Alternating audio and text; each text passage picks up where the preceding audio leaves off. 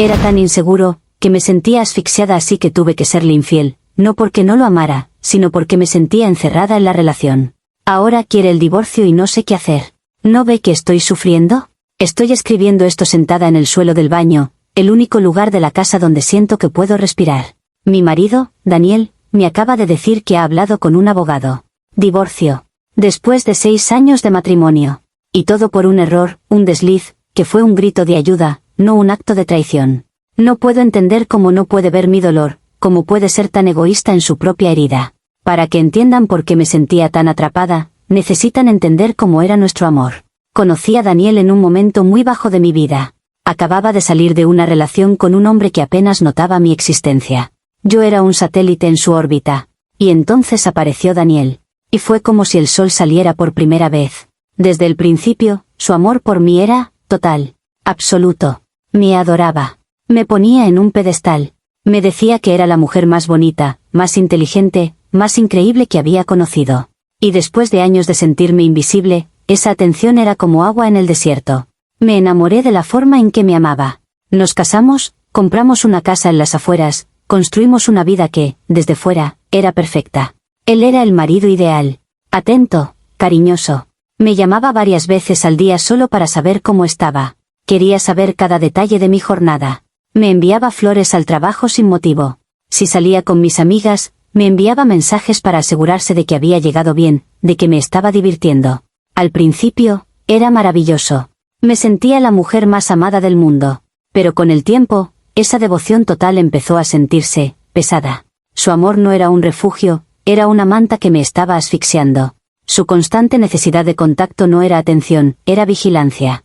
Sus celos, que al principio me parecieron una prueba de su amor, se convirtieron en una cadena. Si hablaba demasiado tiempo con un compañero de trabajo en una fiesta, él se ponía de mal humor el resto de la noche. Si no le respondía un mensaje en 5 minutos, asumía que algo iba mal. Dejó de ser protección y se convirtió en posesión. Intenté hablar con él. Dani, necesito un poco de espacio. A veces siento que no puedo respirar, le decía. Y su reacción siempre era la misma, se deshacía en disculpas, prometía cambiar, pero sus ojos se llenaban de un pánico herido, como si mi necesidad de espacio fuera un rechazo personal. Y después de unos días, la intensidad volvía, quizás incluso con más fuerza, como para compensar. Empecé a sentirme como un pájaro en una jaula de oro. Tenía todo lo que se suponía que una mujer debía desear, un marido devoto, una casa bonita, una vida segura. Pero no tenía libertad. No tenía a mí misma. Cada decisión, cada movimiento, estaba siendo monitoreado, analizado, consumido por su amor abrumador. Y empecé a sentir un deseo desesperado, casi animal, de escapar. No de él, no del matrimonio, sino de la jaula. Necesitaba hacer algo que fuera solo mío, algo que él no pudiera controlar, algo que me recordara que todavía era una persona independiente. Mi escape no fue algo que planeé. Fue más bien como una puerta que se abrió en mi prisión y yo, instintivamente, corrí a través de ella. La puerta tenía un nombre, Marcos. Marcos es un antiguo amigo de la universidad con el que me reencontré por casualidad en un supermercado. Siempre habíamos tenido una conexión fácil y divertida. Es fotógrafo, un espíritu libre que viaja constantemente. Representaba todo lo que mi vida con Daniel no era: espontaneidad, aventura, falta de ataduras. Después de ese encuentro, empezamos a hablar por mensajes. Las conversaciones eran ligeras, divertidas. Hablábamos de viajes, de arte, de sueños locos. Era un soplo de aire fresco en mi vida cuidadosamente controlada. Por primera vez en años, tenía una conversación que no tenía que ser reportada, analizada o justificada ante Daniel. Era mía. Y ese sentimiento de posesión sobre algo, por pequeño que fuera, era embriagador. Empezamos a quedar para tomar un café. Yo le decía a Daniel que iba a una reunión de un club de lectura o a una clase de yoga. Pequeñas mentiras que se sentían como actos de rebelión. Cada café con Marcos era como una hora de libertad condicional. Podía reírme a carcajadas sin preocuparme de que mi risa fuera demasiado coqueta. Podía hablar de mis frustraciones sin que él intentara arreglarlo inmediatamente. Simplemente me escuchaba. No lo veía como el principio de una aventura. Lo veía como terapia. Una forma de sobrevivir. Era el oxígeno que necesitaba para no ahogarme en el amor de Daniel. Creía que estas pequeñas escapadas me convertían en una mejor esposa. Al tener este espacio para mí, podía volver a casa y soportar la intensidad de Daniel con más paciencia. Pero la línea entre la amistad y algo más empezó a difuminarse. La conexión intelectual dio paso a una tensión emocional. Él me miraba de una manera que me hacía sentir vista, no observada. Una tarde, en uno de nuestros cafés, le conté lo asfixiada que me sentía. Amo a Daniel, le dije, pero a veces siento que su amor me está borrando. Marcos me tomó la mano sobre la mesa. Nadie debería hacerte sentir así, me dijo. Tú eres un incendio, Sofía. No dejes que te conviertan en una vela. Su toque, sus palabras, fueron la validación que no sabía que necesitaba. Y en ese momento, supe que iba a cruzar la línea. Lo que pasó después, en su estudio, no fue por lujuria. No fue por falta de amor hacia Daniel. Fue un acto de autoafirmación. Fue mi forma de gritar, en silencio, que todavía existía como una entidad separada. Fue la única decisión que sentí que había tomado por mí misma, y para mí misma, en años. Cada beso, cada caricia, no era una traición a mi marido. Era un acto de lealtad hacia mí misma. En mi mente, era algo necesario. Una medicina amarga.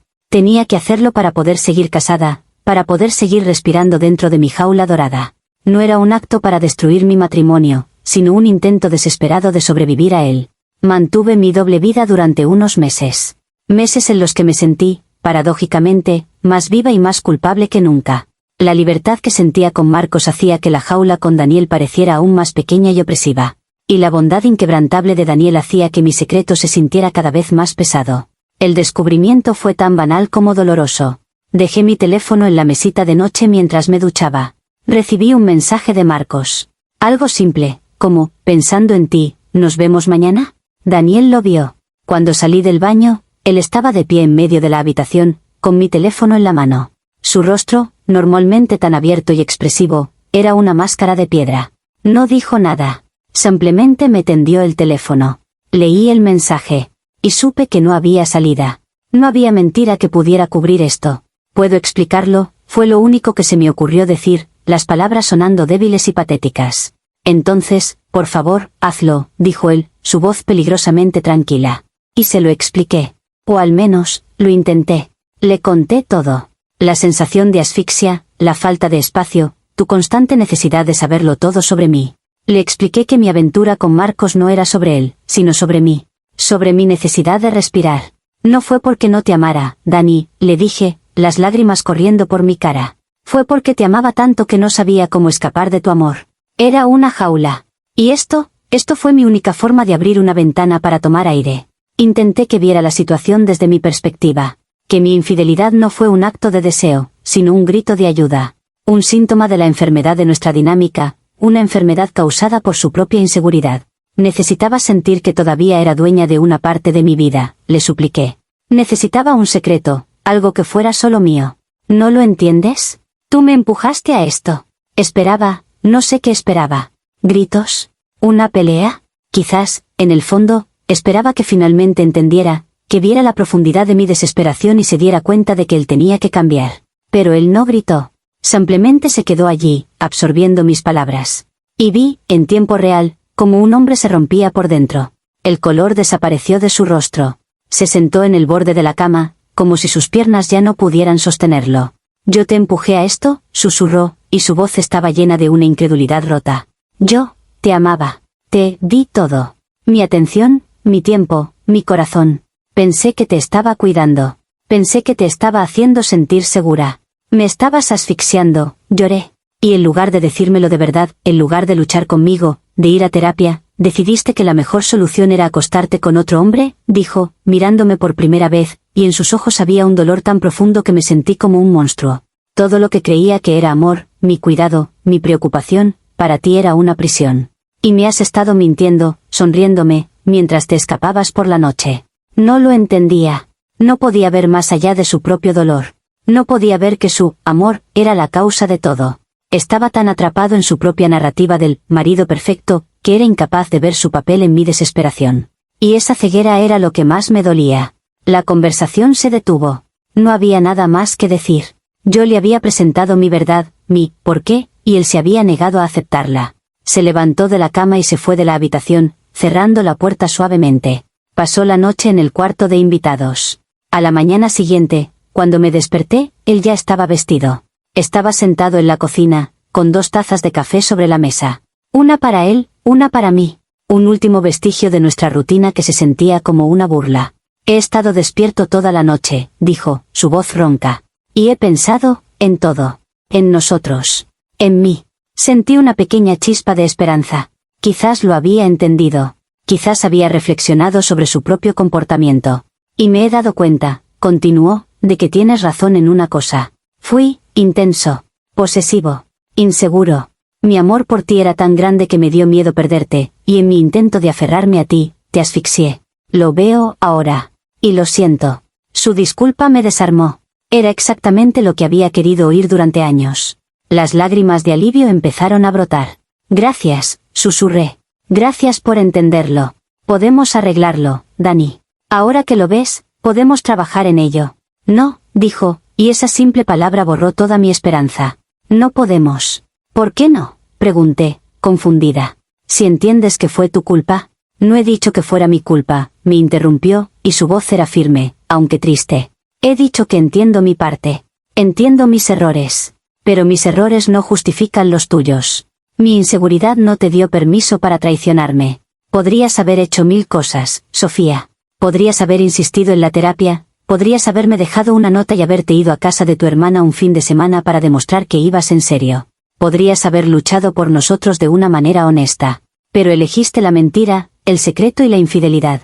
Se bebió el resto de su café de un trago. Y eso es algo que no puedo perdonar. Porque me demuestra que, en el fondo, no me respetas. Y quizás, lo que es peor, no te respetas a ti misma. Se levantó y dejó la taza en el fregadero. He llamado a un abogado, dijo, sin volverse a mirarme. Quiero el divorcio. Puedes quedarte en la casa mientras buscas un sitio. Pero para mí, esto se ha acabado. Me quedé allí, sentada, con mi taza de café enfriándose, incapaz de procesar la lógica. Acababa de admitir su culpa. Acababa de reconocer que me había asfixiado. Y aún así, el que pagaba el precio era yo. ¿No ves que estoy sufriendo?, lloré, mi voz una súplica desesperada. ¿No ves el dolor por el que me hiciste pasar? ¿El dolor que me llevó a hacer lo que hice? ¿Mi sufrimiento no cuenta? Él se giró en el umbral de la puerta. Sí, Sofía. Veo que estás sufriendo. Y lo siento. Pero tu sufrimiento no anula el mío. Y no puedo sanar a tu lado. Y con eso, se fue a trabajar, dejándome sola en la casa que ya no era nuestra, con la comprensión de que mi justificación había sido aceptada, pero el veredicto seguía siendo el mismo, culpable. Y la sentencia era la soledad. Han pasado 2 semanas desde esa conversación.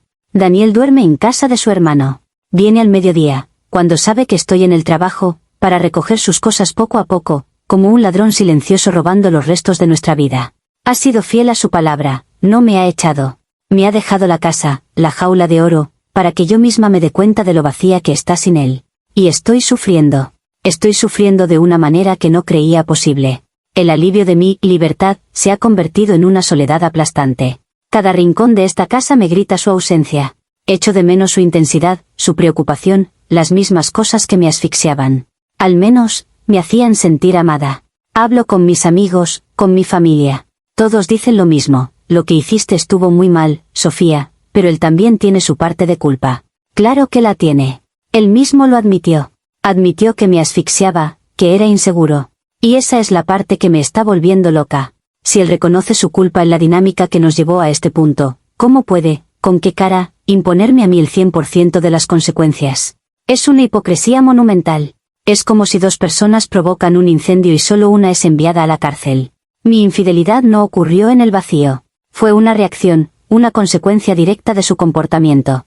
Él creó el ambiente, él cerró las ventanas, y luego se sorprende de que yo rompiera un cristal para poder respirar. Y ahora quiere el divorcio. Quiere tirar 6 años a la basura porque no puede perdonar un error que él mismo ayudó a crear. No se trata de respeto ni de confianza. Se trata de orgullo.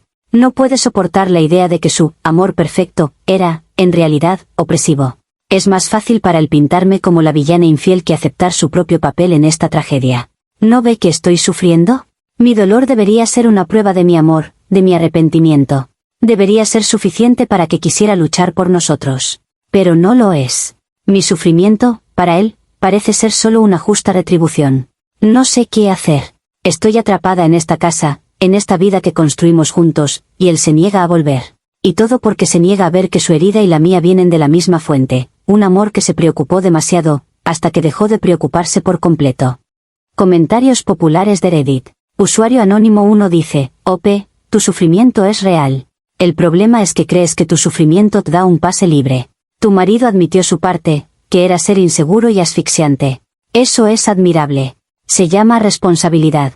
Lo que tú no pareces entender es que su comportamiento, aunque problemático, no es una excusa para la infidelidad. Podrías haber hecho 1000 cosas. Insistir en la terapia, irte a casa de tu hermana una semana, darle un ultimátum. Elegiste la opción más destructiva y desleal. Él no te empujó a ello, tú saltaste. Y ahora quieres culparlo por no poner una red debajo de ti. YTA, tú eres la culpable. Respuesta de la OP, ¿no es una excusa? ¿Y qué se supone que es?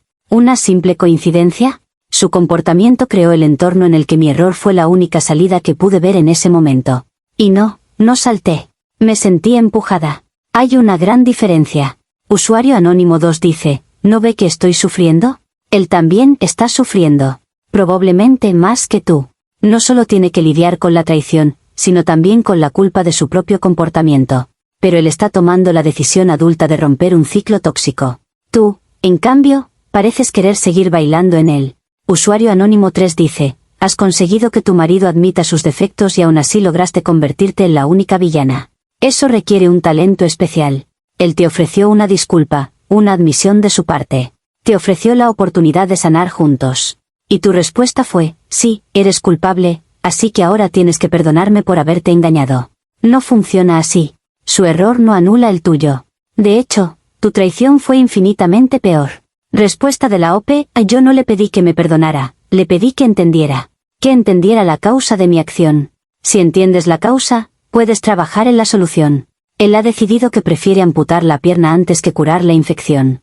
Es su elección, pero es una elección cobarde. Usuario anónimo 4 dice, dices que te sentías asfixiada y que él era una jaula. Pues felicidades, te ha abierto la puerta. Ahora eres libre. Resulta que la libertad da bastante miedo, ¿verdad?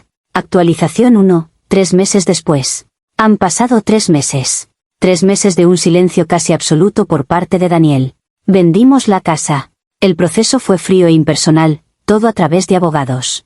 Ver cómo desmantelaban nuestro hogar, la vida que habíamos construido, fue como asistir a mi propio funeral. Ahora vivo en un pequeño apartamento, y la libertad y el espacio que tanto anhelaba se sienten increíblemente parecidos a la soledad. He leído los comentarios de mi publicación. Me llamaron egoísta, me dijeron que usaba mi sufrimiento como un arma. Y aunque sigo creyendo que la dinámica de nuestra relación era profundamente defectuosa, he empezado a entender algo. Teníais razón en una cosa, mi dolor no me daba derecho a infligir dolor. He estado en terapia, de verdad esta vez. No para encontrar excusas, sino para entender por qué mi única respuesta a sentirme atrapada fue la autodestrucción. Y la verdad es, que no sé amar de una manera sana. Vengo de una familia donde el amor era sinónimo de control, y repliqué ese patrón. Primero, dejé que Daniel me asfixiara con su amor, porque se sentía familiar. Y luego, cuando no pude más, en lugar de comunicarme, de establecer límites, de irme, lo traicioné. Porque en mi mundo, la traición era la única forma de rebelión que conocía. Hace un mes, me enteré por un amigo en común que Daniel también ha empezado a ir a terapia. Al parecer, la ruptura lo ha destrozado, pero también le ha obligado a enfrentarse a sus propias inseguridades, a su necesidad de control. Saber eso me dio el valor para escribirle un correo electrónico. No para pedirle que volviera, sino para disculparme. Por primera vez, sin un «pero tú». Le pedí perdón por mi infidelidad, por mi cobardía, por no haber sabido luchar por nosotros de una manera honesta. Le dije que su amor, aunque a veces asfixiante, venía de un buen lugar, y que yo lo había corrompido con mi propio miedo. No esperaba respuesta, pero la recibí. Fue corta. Gracias por tus palabras, Sofía. Yo también lo siento. Siento no haber sido el hombre que necesitabas que fuera. Te deseo paz. Y ya está. No hay reconciliación. No hay un final feliz. Solo dos personas rotas que, por separado, están intentando pegar sus propios pedazos. Sufrí, sí, pero ahora entiendo que mi sufrimiento no era una excusa. Era una responsabilidad. Y yo no estuve a la altura de ella. Actualización 2, un año después. Ha pasado un año. Un año de un trabajo personal increíblemente duro. La terapia se ha convertido en una parte fundamental de mi vida. He aprendido a establecer límites, a comunicar mis necesidades sin recurrir al drama o al sabotaje. He aprendido a estar sola y a no sentirme sola. Hace poco, me encontré con Daniel. Fue en una librería. Nos vimos al mismo tiempo al final de un pasillo. Hubo un momento de pánico, pero luego, algo inesperado, sonreímos. Los dos. Una sonrisa pequeña, triste, pero genuina. Hablamos durante casi una hora, allí mismo, entre los libros. Me contó que su terapia le ha cambiado la vida. Que está aprendiendo a amar sin poseer. Me dijo que está saliendo con alguien, una relación, tranquila y con mucho espacio, dijo, y me guiñó un ojo. No sentí celos. Sentí orgullo. Yo le conté sobre mi propio viaje. Sobre cómo estoy aprendiendo a ser dueña de mi propia vida, sin necesitar una jaula dorada ni una vía de escape. Le dije que, por primera vez, me sentía libre, pero de una manera que no da miedo. Cuando nos despedimos, nos dimos un abrazo. Un abrazo de dos supervivientes. Dos personas que se quisieron mucho, de una manera muy rota, y que tuvieron que destruirlo todo para poder empezar a sanar por separado. Ya no me pregunto, ¿qué hice para merecer esto? Ahora entiendo que esa era la pregunta equivocada. La pregunta correcta era, ¿qué voy a hacer con esto? Y la respuesta es, aprender, crecer, y asegurarme de no volver a confundir nunca más una jaula con un hogar. Nuestro amor no sobrevivió, pero, irónicamente, nos ha dado a ambos la oportunidad de aprender a amar de verdad. Y supongo que, a su manera, eso es un final feliz.